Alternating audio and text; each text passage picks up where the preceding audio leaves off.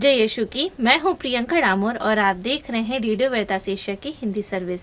कलीसिया समाचार में आप सभी का स्वागत है। कलीसिया समाचारों में प्रमुख है, गाजा में एक स्कूल पर इजरायली हवाई हमले में 25 लोग मारे गए। वाटिकन द्वितीय के प्रतिनिधि archbishop emeritus Alphonsus Mathias का निधन। ऑस्ट्रेलियाई मिशनरी की हत्या के दोषी ने माफी मांगी। ईसाइयों ने स्टैन स्वामी के लिए अमेरिकी सांसदों के समर्थन की सराहना की।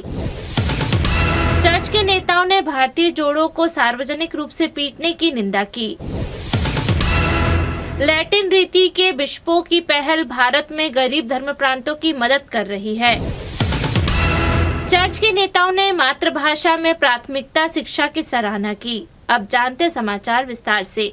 गाजा में एक स्कूल पर इजरायली हवाई हमले में 25 लोग मारे गए। दक्षिणी गाजा के एक स्कूल में, जिसे शरण स्थल में बदल दिया गया है, इजरायली हमला हुआ है। गाजा शहर में जमीन पर लड़ाई चल रही है और दक्षिणी लेबान में भी 4 मौतें दर्ज की गई हैं। इसी बीच काहिरा में इजराइल और हमासा के बीच युद्ध विराम और बंधकों की अदला बदली के लिए बातचीत मुश्किल से जारी है। इजराइल रक्षा बलों का कहना है कि उन्होंने दक्षिणी गाजा पट्टी में बमबारी के बाद खान यूनिस के पास एक स्कूल में हताहतों की रिपोर्ट की जांच शुरू कर दी है। कुछ घंटे पहले कहा गया है कि हमले में हमासा में एक आतंकवादी को निशाना बनाया गया था, जिसने 7 अक्टूबर के हमले में भाग लिया था। पीड़ितों को सहायता प्रदान करने वाली 2 स्वास्थ्य केंद्रों में 7 महिलाओं और बच्चों सहित कम से कम 25 मौतें हुई हैं और वे रिपोर्ट करते हैं कि मरने वालों की संख्या बढ़ना तय है। वाटिकन द्वितीय के प्रतिनिधि archbishop emeritus Alphonsus Mathias का निधन। 1990 के दशक में भारतीय कैथोलिक चर्च का नेतृत्व करने वाले वाटिकन द्वितीय के प्रतिनिधि archbishop emeritus Alphonsus Mathias का 10 जुलाई को बेंगलोर के सेंट जॉन्स मेडिकल कॉलेज में निधन हो गया। 96 वर्षीय प्रीलेट का निधन शाम 5:30 बजे हुआ। यह जानकारी भारतीय कैथोलिक बिशप सम्मेलन की ओर से जारी एक प्रेस विज्ञप्ति में दी गई। आर्च बिशप मथियास 1986 से 1998 के दौरान बेंगलोर के आर्च बिशप थे, जब आर्च डायसिस को धार्मिक भाषा को लेकर विवाद का सामना करना पड़ा था। इससे पहले वे 1964 से 22 वर्षों तक कर्नाटक के चिकमगलूर के बिशप थे। आर्च बिशप मथियास का जन्म 22 जून 1928 को कर्नाटक के दक्षिण कन्नड़ जिले के पंगाला में हुआ था। ऑस्ट्रेलियाई मिशनरी की हत्या के दोषी ने माफी मांगी। भारत के सर्वोच्च न्यायालय ने 24 साल पहले ऑस्ट्रेलियाई मिशनरी ग्राहम स्टैंस और उनके 2 छोटे बेटों की हत्या के दोषी द्वारा दायर की माफी याचिका पर एक पूर्वी राज्य से जवाब मांगा है। दारा से 22 जनवरी 1999 को पूर्वी उड़ीसा राज्य के कोइंझारा जिले में स्टैन और उनके 2 नाबालिग बेटों 10 वर्षीय फिलिप और 6 वर्षीय तिमिति को जिंदा जलाने में दोषी पाए जाने के बाद आजीवन कारावास की सजा काट रहा है। सर्वोच्च न्यायालय के 2022 के फैसले के पूर्व प्रधानमंत्री राजीव गांधी की हत्या के मामले में दोषियों को समय से पहले रिहा करने की अनुमति दी। उड़ीसा के कटक भुवनेश्वर आर्चडायसिस से जुड़े फादर दिबाकर पिरछा ने कहा, मुझे विश्वास है कि सुप्रीम कोर्ट से की याचिका खारिज कर देगा, क्योंकि उसने एक जघन्य अपराध किया है। ईसाइयों ने स्टैन स्वामी के लिए अमेरिकी सांसदों के समर्थन की सराहना की।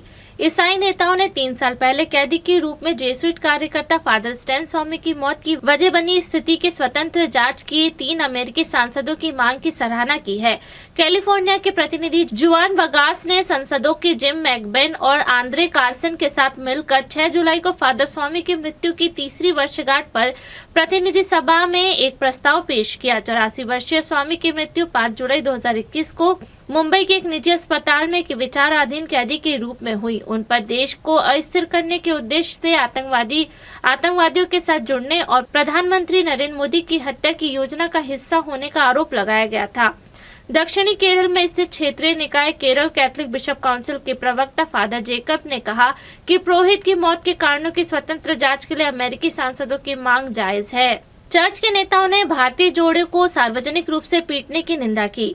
चर्च के नेताओं और अधिकार कार्यकर्ताओं ने पश्चिम बंगाल राज्य में व्यभिचार के आरोपी एक पुरुष और महिलाओं को सार्वजनिक रूप से पीटने की निंदा की है।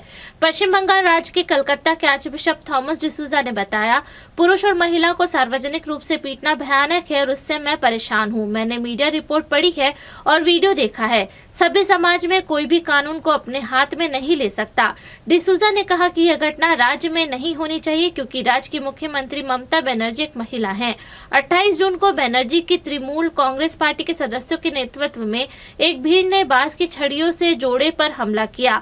घटना का एक वीडियो वायरल हुआ जिसमें 200 से अधिक लोग कोड़े मारने की घटना को देखते हुए दिखाई दिए। लैटिन रीति के बिशपों की पहल भारत में गरीब धर्म प्रांतों की मदद कर रही है। भारत के कैथोलिक बिशपों के सम्मेलन CCBI द्वारा संचालित कम्युनो पहल पूरे देश में एकता और एकजुटता को बढ़ावा देने में महत्वपूर्ण प्रगति कर रही है। यह पहल भारत में धर्मार्थ कार्यों और प्रचार प्रयासों का समर्थन करते हुए विभिन्न धर्म प्रांतों को महत्वपूर्ण संसाधन प्रदान करती है। इस पहल की प्रगति की हार्दिक स्वीकृति में CCBI के अध्यक्ष कार्डिनल फिलिप नेरी फेराओ और कम्युनो की उल्लेखनीय वृद्धि का श्रेय ईश्वरी कृपा को दिया। 10 जुलाई को गुजरात के गांधीनगर के पैथापुर में सेक्रेड हार्ट चर्च में कम्युनो की रिपोर्ट बुक के विमोचन के दौरान कार्डिनल फेराओ ने यह भावना व्यक्त की ग्रामीण भारत में धर्मार्थ परियोजना का समर्थन करने में कम्युनो ने महत्वपूर्ण भूमिका निभाई है। चर्च के नेताओं ने मातृभाषा में प्राथमिकता शिक्षा की सराहना की। चर्च के नेताओं ने छत्तीसगढ़ में प्राथमिक शिक्षा के लिए मातृभाषा का उपयोग करने के सरकार के निर्णय का सावधानी पूर्वक स्वागत किया है।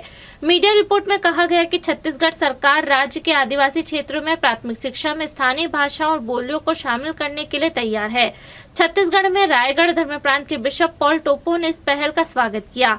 उन्होंने 9 जुलाई को कहा, यह बहुत उत्साहजनक है और इससे उन कई छात्रों को मदद मिलेगी जो केवल अपनी स्थानीय बोलियां जानते हैं। इसी के साथ कलीसिया समाचार समाप्त हुए। अगली बार फिर मुलाकात होगी नई खबरों के साथ। नमस्कार।